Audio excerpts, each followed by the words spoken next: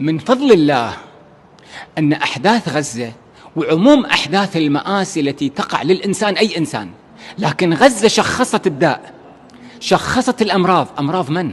أمراض ناس من بني جلدتنا من الخليج للمحيط، عندهم مشاعر صهيونية داخلية مكبوتة لكنها تعرت، خلاص أماطوا اللثام عن وجوههم.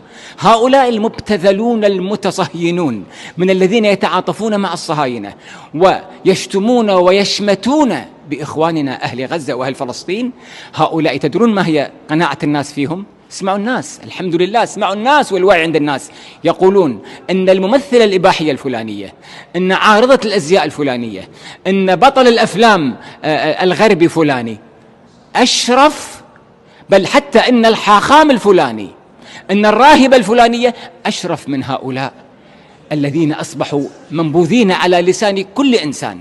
هؤلاء الذين دخلوا في حقل من حقول النجاسة والرذالة التي لا يتحملها أي إنسان حتى لو لم ينتمي إلى هذه الأمة. فالحمد لله على هذا الوعي، والحمد لله على هذا التعري، والحمد لله الذي جعلني وجعلكم وجعل كل شريف مع قضية القدس، فلسطين، المنكوبين، أهل غزة. بارك الله في كل من ساند هؤلاء القوم المجاهدين الصامدين في الصفوف الأولى في الخنادق الأولى للأمة، وبارك الله فيكم.